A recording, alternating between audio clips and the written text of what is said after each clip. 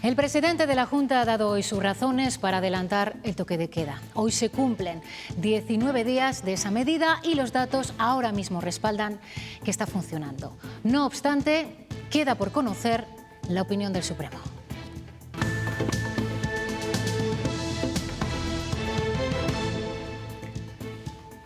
Hola, ¿cómo están? Los servicios jurídicos de la Junta de Castilla y León han enviado esta mañana al Supremo el recurso en el que defiende el adelanto del toque de queda a las 8 de la tarde actualmente en vigor. La Junta ha agotado el plazo que tenía. Mañueco defiende el adelanto como imprescindible y ajustado a derecho. Jorge Francés. La Junta considera que el adelanto del toque de queda era necesario y está siendo decisivo en el descenso del número de contagios. Además, asegura que es una medida legal y que está dentro de las competencias del presidente de la Junta, ya que el decreto de estado de alarma considera a los presidentes autonómicos como autoridad delegada del Gobierno en cada territorio. Ha explicado Alfonso Fernández Mañueco que esta medida quería priorizar el derecho a la vida en un momento en el que estaban descontrolados los contagios. Mi responsabilidad es proteger la vida y la salud de las personas de Castilla y León, haciendo el menor daño posible a la economía de nuestra comunidad autónoma. Esa es mi responsabilidad. La Junta de Castilla y León agota su plazo y presenta hoy esas alegaciones defendiendo el adelanto del toque de queda que se acordó el pasado 15 de enero. Ahora la pelota está en el tejado del Tribunal Supremo, quien tendrá que decidir en un plazo máximo de 5 días qué decisión definitiva tomar. Desde la Junta aseguran que es una medida que funciona y que eso se refleja en la bajada en la incidencia acumulada y sobre todo en los brotes derivados del contacto social. Y el Gobierno de España está dividido ante la nueva ley trans para agilizar el cambio de sexo. Es un texto de Podemos que permite la autodeterminación de género desde los 16 años y que ha desconcertado a parte del feminismo. Yo realmente estoy absolutamente pasmada, asombrada, ¿verdad?, atónita de que nuestra ministra de Igualdad salga por ahí, pero convencida, apasionadamente defensora de semejante despropósito. Yo creo que todo avance nuevo crea esta reticencia que puede ser alguna basada, como no, en la ignorancia, la mayoría. Es el guardaespaldas digital de las vacunas de Pfizer, un bien que proteger. Los envíos son contados y el plan de vacunación del Ministerio el único referente para gestionar esta carestía. Su generalidad provoca situaciones sorprendentes, como que se haya administrado en este convento de clausura a monjas de 30 y 40 años. Y acabamos de saber que los siguientes en vacunarse después de los sanitarios van a ser policías y guardias civiles. Y colas hemos visto desde las 9 de la mañana en León para someterse al cribado masivo que hoy ha empezado en la ciudad. La afluencia continúa a estas horas. Thais Lozano. Sí, a esta hora en concreto se ha reducido un poquito la afluencia, pero durante toda la mañana se han visto largas colas en este Palacio de Exposiciones de León capital. Centenares de leoneses han acudido ya a la llamada de sanidad para este cribado masivo, el mayor que se ha realizado hasta el momento en Castilla y León.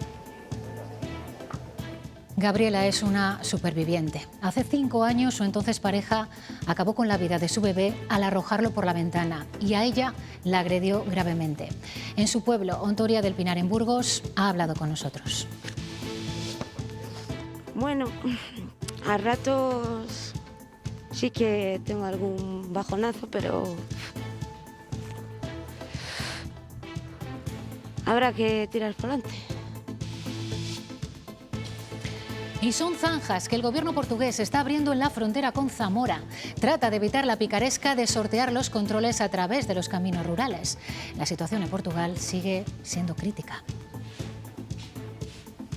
Hoy han llegado las lluvias y parece que van a acompañarnos durante lo que nos queda de semana, Francisco. Así es, Alejandra, un primer frente ha cruzado ya la comunidad dejando precipitaciones. Seguimos, eso sí, con temperaturas que son bastante altas para la época, 13, 14 grados. Ya se van abriendo algunos claros en el norte. A partir de mañana siguen esas borrascas atlánticas dejándonos lluvias. La segunda mitad de la semana estará pasada por agua.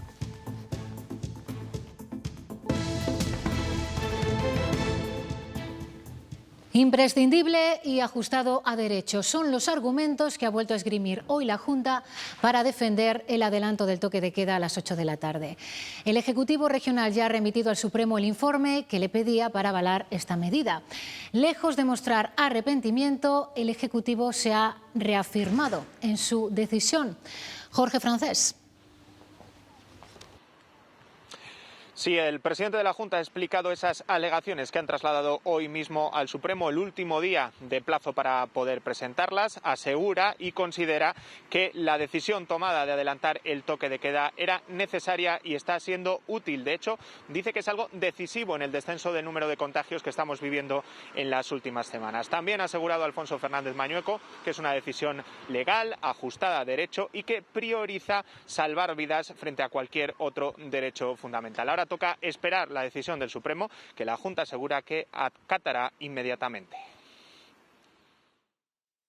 La Junta apela a la idoneidad, la necesidad y la proporcionalidad de la medida para justificar su decisión, que remarca es legal, eficaz y ajustada a las competencias de la comunidad. Estábamos subiendo en el crecimiento intersemanal en un 147% y ahora estamos bajando al 11%. Mañueco ha remarcado que el derecho a la vida está por encima de todos los demás y ha citado una sentencia del Tribunal Constitucional de 1985 que así lo recoge.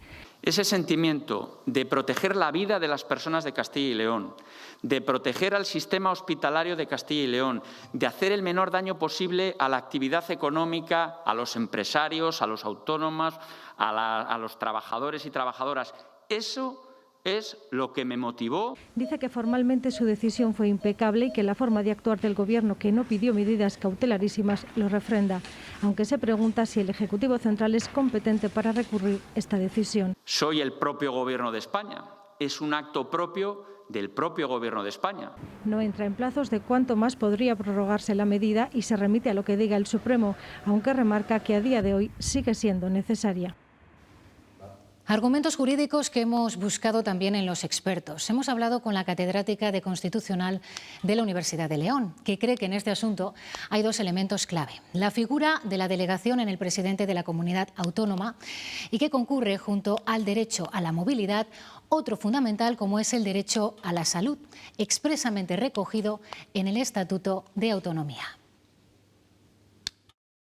Los reales decretos que han implementado esa aplicación del estado de alarma enfatiza esa priorización de la delegación y la dota de contenido en base a otros tres términos, que es la posibilidad de modulación, flexibilización o suspensión. Yo creo que estamos en un momento crucial para aplicar esos catálogos de derechos que tenemos reconocidos en los estatutos y que el Tribunal Constitucional validó en una sentencia clave, que es la 247/2007. Las comunidades autónomas pueden tener contenidos adicionales en su estatuto y uno es el de proteger la salud de los ciudadanos.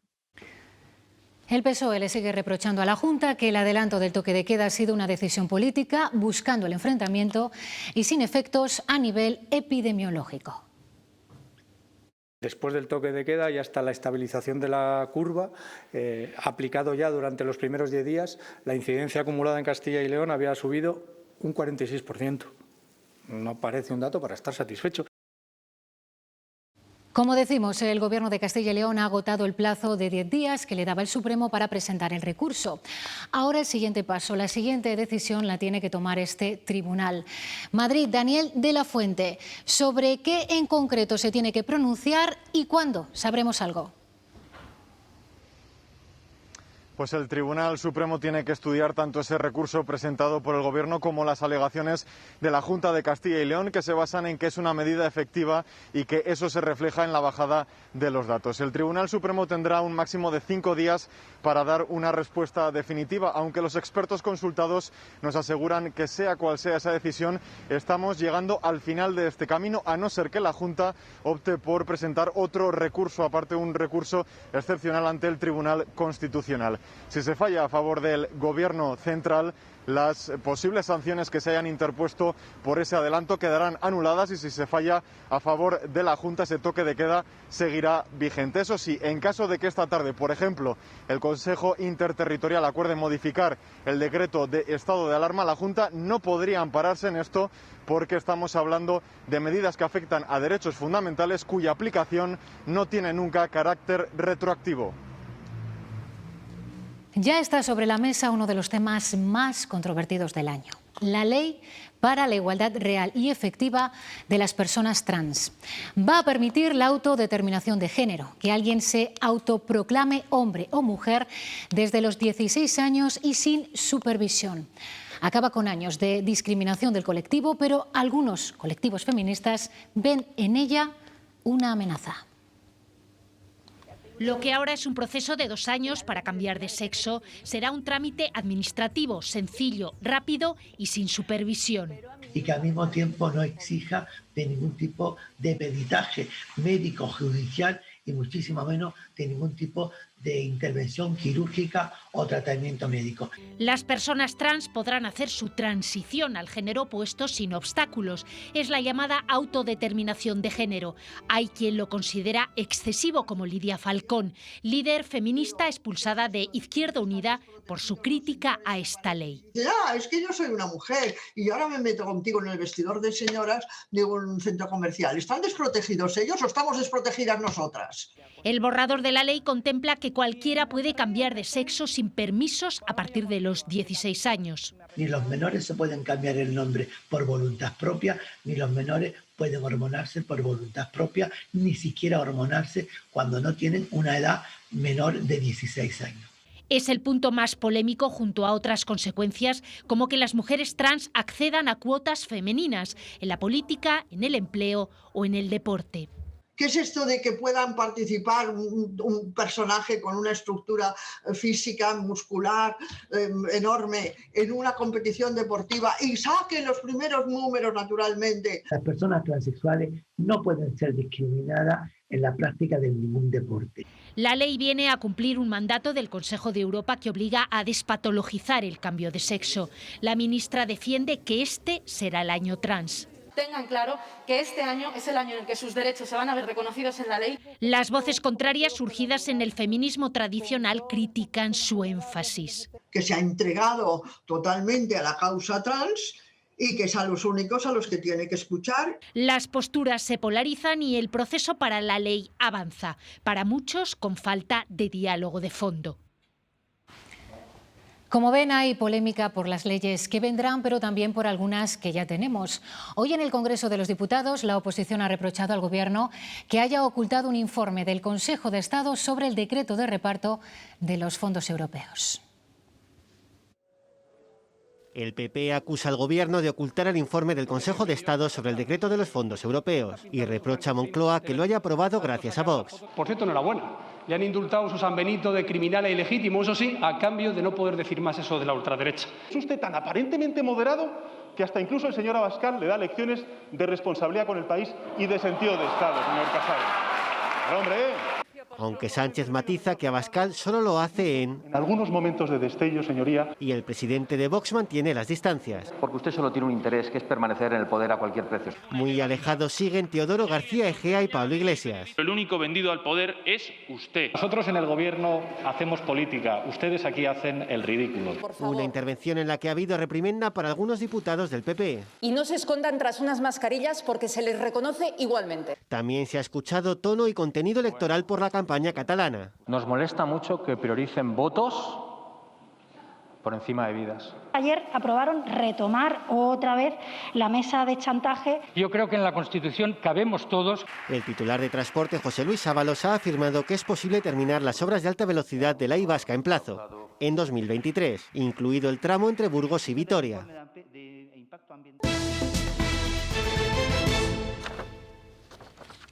Es el gimnasio del Hospital de Palencia, reconvertido para la atención de pacientes. De hecho, a estas horas, algunas de estas camas ya están ocupadas. Lo mismo sucede en el Hospital de Segovia, que arrastra los mismos problemas de espacio desde la primera ola. En el Clínico de Valladolid también tienen su gimnasio preparado por las necesidades que puedan surgir. La presión en los hospitales es máxima. Más de 2.000 personas con coronavirus están ingresadas ahora mismo. Y todo esto mientras los casos experimentan un repunte con respecto a ayer. Son 1.645 en las últimas 24 horas, aunque lejos de los 2.000 de la pasada semana. Hoy la provincia con más contagios es León. Han fallecido 36 personas más, 32 en hospitales y 4 en residencias. Por cierto, que hoy el consejero de Agricultura de la Junta, Jesús Julio Carnero, que había dado positivo en coronavirus, ha sido ingresado en el hospital.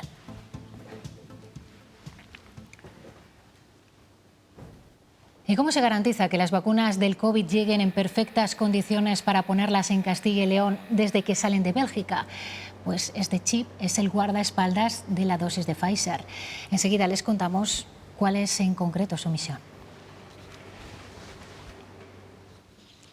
Las 16 monjas que viven en este convento recibirán mañana la segunda dosis de la vacuna. El 20 de enero se las administró la primera.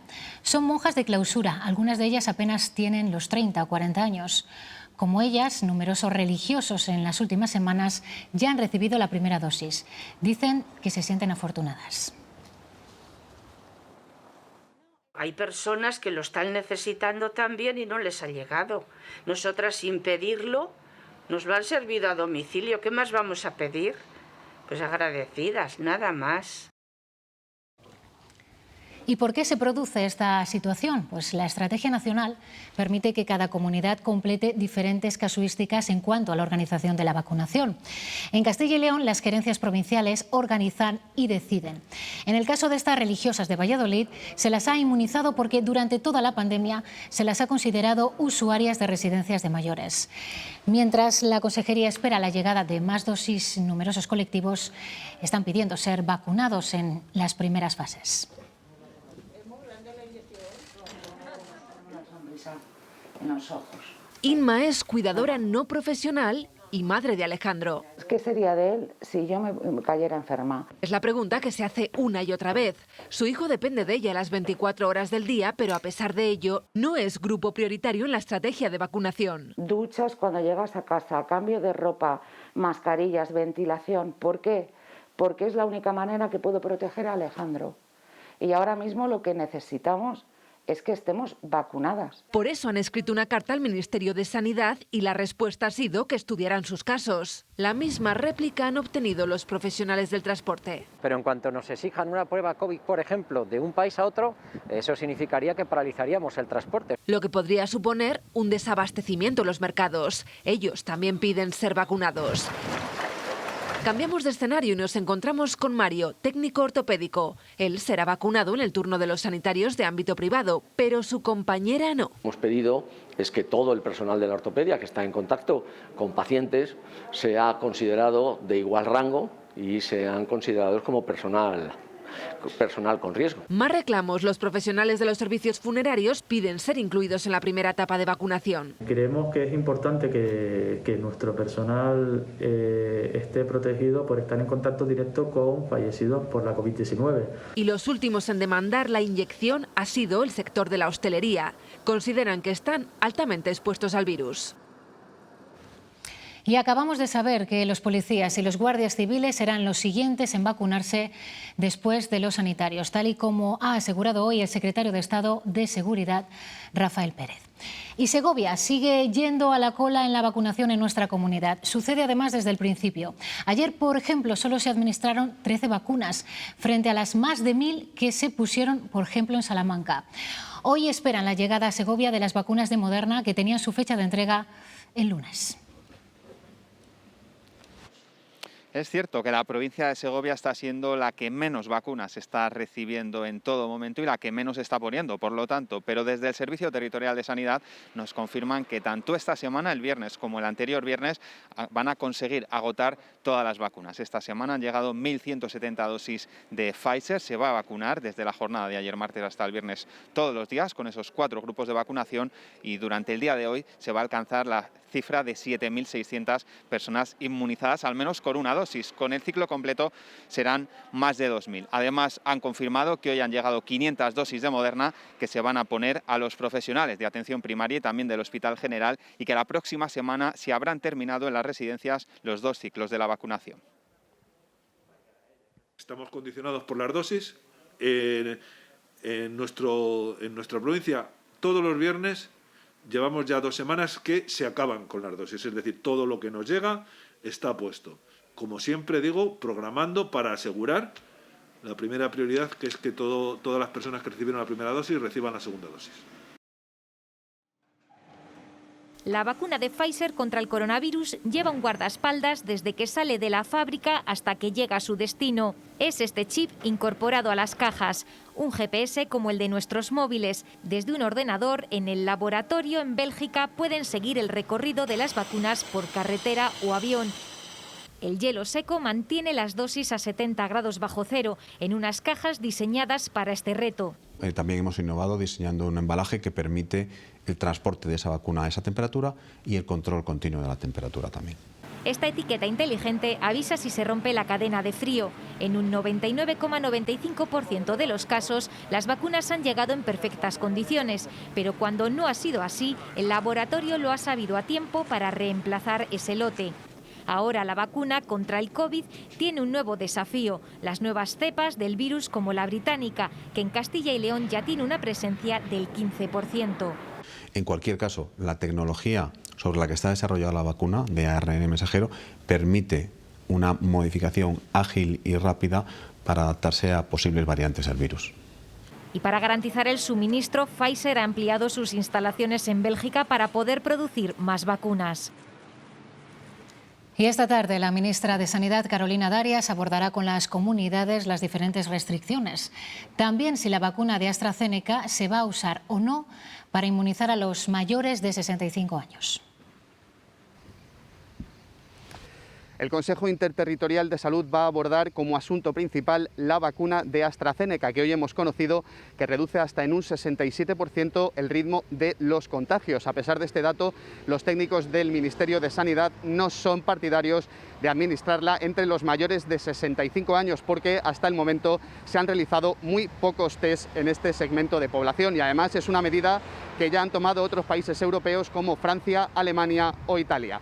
El Consejo también va a abordar los 2 diferentes modelos de gestión de la pandemia. Están las comunidades que quieren intensificar esas restricciones y modificar el estado de alarma, frente a aquellas que empiezan a hablar, como la Comunidad de Madrid, de relajar las medidas. Mientras otra de las vacunas, la Sputnik 5, está lejos de poder distribuirse por Europa. Bruselas prima a los fabricantes que tengan instalaciones en suelo comunitario para asegurar su rápida distribución, lo que no ocurre con esta vacuna.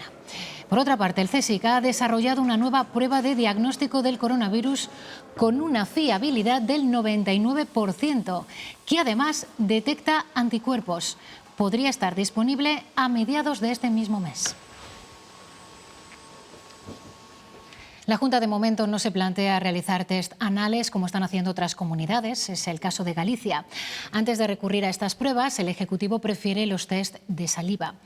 Lo que ya ha comenzado desde las 9 de la mañana es el cribado masivo en la ciudad de León. Todo un reto sanitario porque están llamadas 200.000 personas. Thais Lozano. Sí, León ha respondido con responsabilidad y durante toda la mañana centenares de leoneses se han acercado aquí al Palacio de Exposiciones para participar en ese cribado masivo al que están llamados, como dices, 200.000 ciudadanos.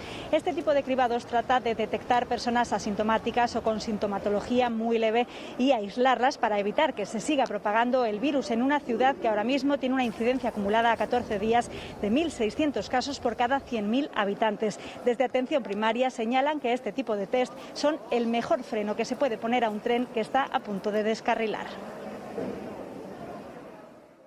Que esto hace que la sociedad se sensibilice muchísimo a lo que estamos haciendo. Ya hemos dicho varias veces que esto es como un tren a punto de descarrilar y tenemos un freno muy poderoso que ya lo estamos usando, que es esta herramienta, y el otro freno importantísimo es la sociedad y los individuos, que conseguirán probablemente que el tren no descarrile. Hasta ahora no se ha previsto un cribado masivo en Valladolid, pese a que la incidencia en algunos barrios ha llegado a ser muy alta. La Consejería de Sanidad argumenta que se realizarán si se dan los criterios epidemiológicos y ha señalado como contradictorio que el Ayuntamiento siga permitiendo las terrazas pecera. La que van a escuchar ha sido la respuesta del alcalde. Y siempre nos hemos remitido a la autoridad sanitaria para que realice los cribados que estime oportunos. Nosotros lo único que podemos hacer es colaborar, pero desde luego no creo que hacer o no cribados dependa de las terrazas que hay en la ciudad de Valladolid. No me parece que sea una razón, desde luego, muy lógica, ¿no?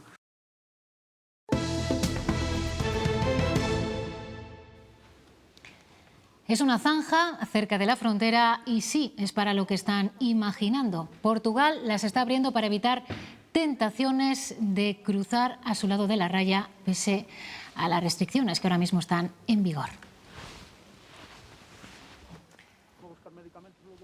Se trata de evitar la picaresca de utilizar los caminos rurales para sortear los puestos fronterizos. La imagen, la verdad, parece de otra época.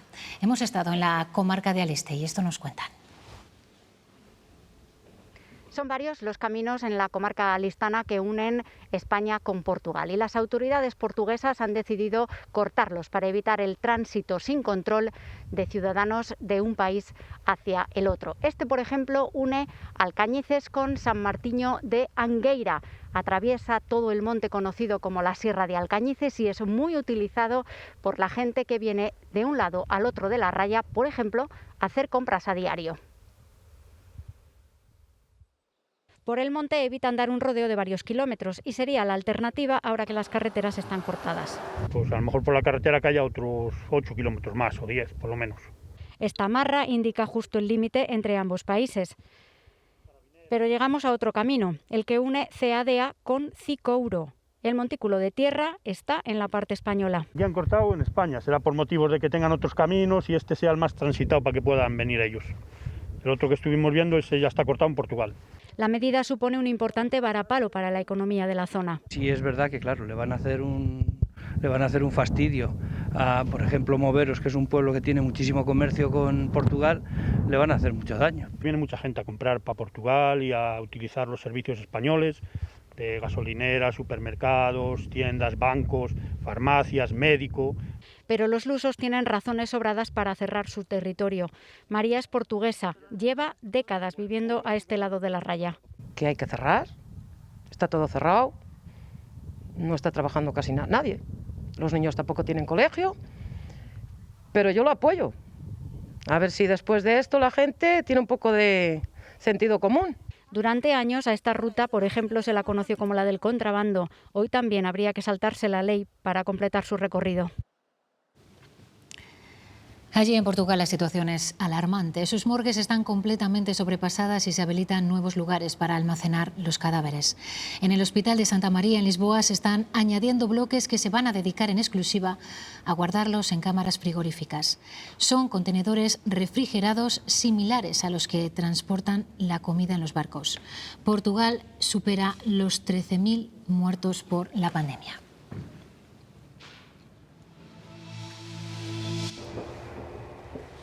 Con los vagones llenos, sin distancia de seguridad, sin gel hidroalcohólico y sin nadie que vigile el uso de mascarilla. Así se viaja a diario en la línea de alta velocidad que une Valladolid con Madrid, tal y como podemos ver en estas imágenes que ha grabado en las últimas horas uno de sus usuarios habituales. En teoría, Renfe utiliza un sistema informático que evita que se concentren muchos viajeros en cada vagón, pero sus usuarios dicen que eso no se está cumpliendo. Si hubiera más frecuencias para viajar, aseguran, estas situaciones podrían evitarse. Se supone que si tenemos que mantener distancia de seguridad tenía que haber doble composición y no la hay, hay una simple. Utilizan 4 coches, se llenan y ya está. Deberían de poner 8 coches y mantener un asiento ocupado y un asiento vacío. Eso no se está haciendo. Como si estuviéramos en 1969. A esa época nos lleva la cifra de turistas que tuvimos en 2020. no ha llegado a los 19 millones de personas, una caída del 77%, pues en 2019 llegaron más de 83 millones de turistas. Provienen sobre todo de Francia, Reino Unido y Alemania. Y con ese descenso se redujo también el gasto. 72.000 millones de euros menos, una quinta parte del año anterior.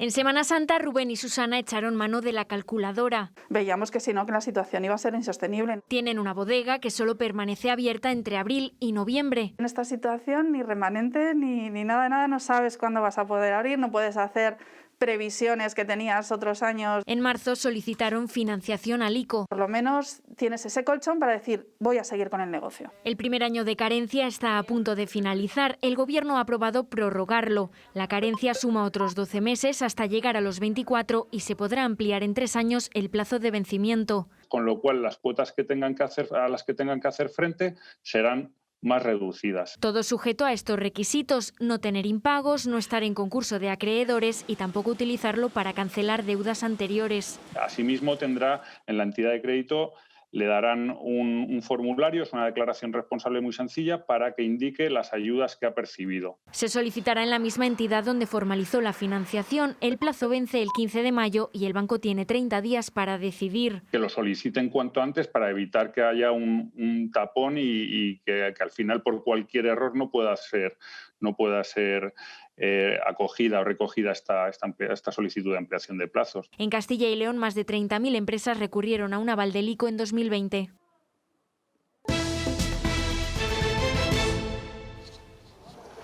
Castilla y León acogerá a menores migrantes de Canarias. Nuestra comunidad será la primera en recibir a estos adolescentes para descongestionar la saturación de los centros de inmigrantes del archipiélago.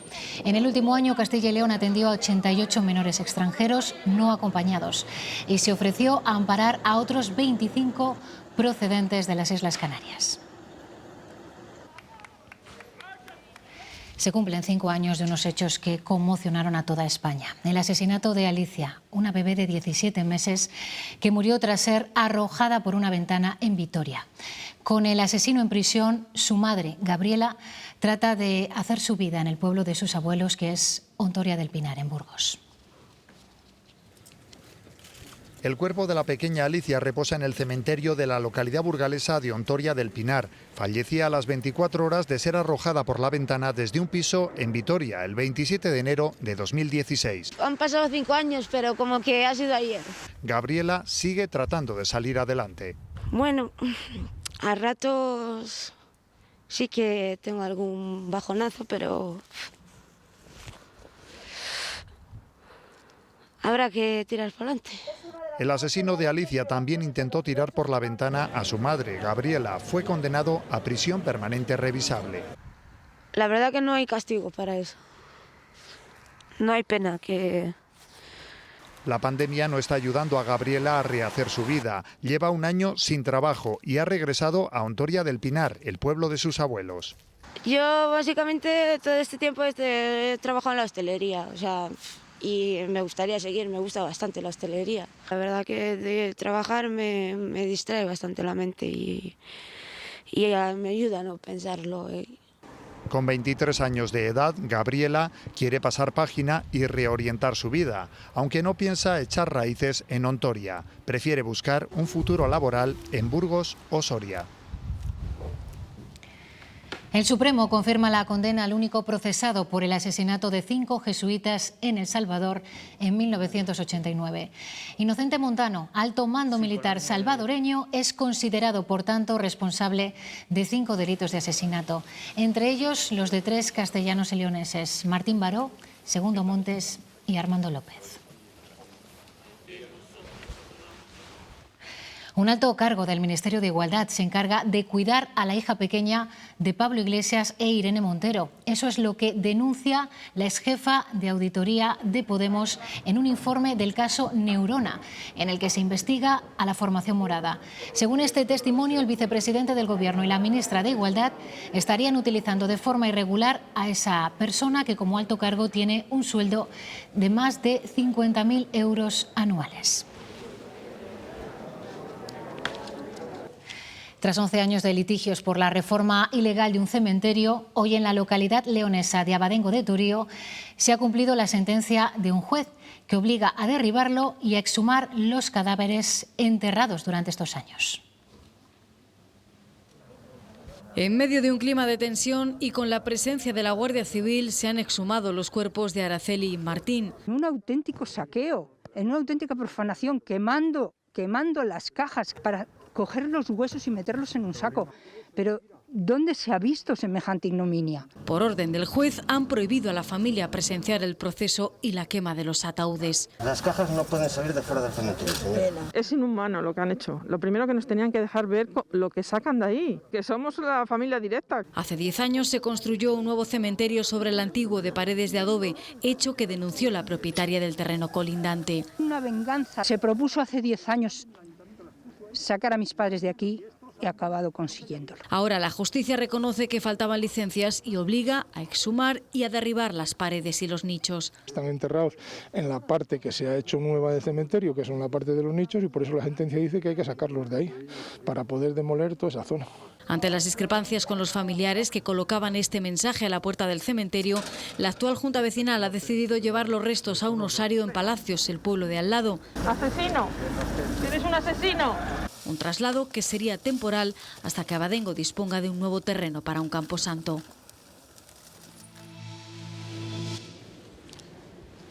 El expresidente del Banco Central Europeo, Mario Draghi, es el encargado de formar un nuevo gobierno en Italia.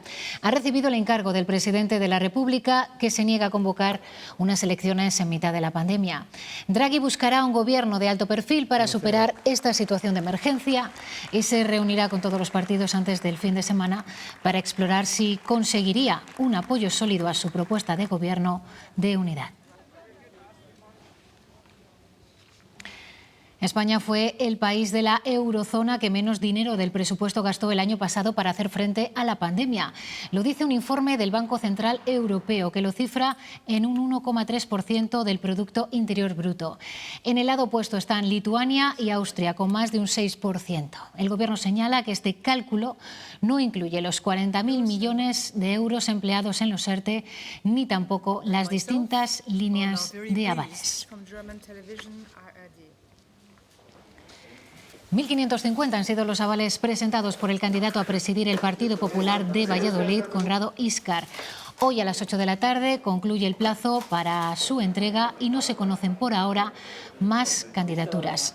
Su proclamación como presidente podría ser, por lo tanto, un mero trámite. El sistema inmunitario se compone de una red de células, tejidos y órganos. Ella podría ser una de esas células si, además de llevar una vida activa y dormir bien, siguiéramos una dieta equilibrada que aportara vitaminas y minerales. ¿Lo habéis entendido ahora? Uy, vitaminas y minerales. Leche Pascual Salud ayuda a tu sistema inmunitario. De la leche nos encargamos nosotros. Del resto nadie lo hará mejor que tú. Pero si es leche. Claro, papá. En este modo de vida que llevamos desde hace meses sin apenas salir de casa, hay pocas cosas a las que agarrarse. Uno de los pocos consuelos es la televisión. En el municipio vallisoletano de Castrodeza llevan ya 4 días sin poder verla. Casi todos los vecinos que pasan aquí el invierno son mayores, así que los días se les hacen todavía más largos.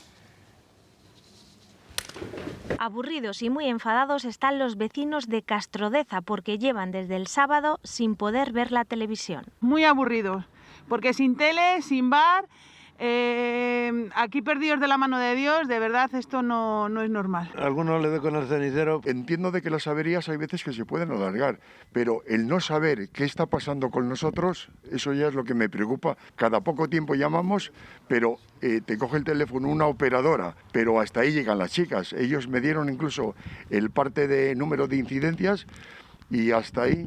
A pesar de sus intentos, de momento nadie ha resuelto el problema y eso no facilita la vida en el pueblo. Ahora estamos la gente confinada, que aquí el confinamiento no empieza a las 8 de la tarde. Aquí el confinamiento son las 24 horas. Por eso los vecinos apenas salen de casa y ya no saben cómo pasar el rato.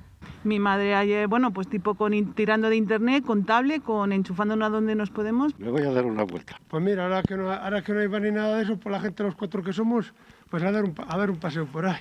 Aprovechan nuestra presencia para hacer un llamamiento. Por favor, a quien sea, que es que no sé de quién dependerá esto, de Diputación, de lo que sea, por favor, la televisión y si no, el bar. Lamentan que quizá hoy tampoco puedan ver esta noticia de su pueblo en la tele. A ver si se arregla pronto. Es todo por nuestra parte. Les dejamos con los deportes. Hasta mañana.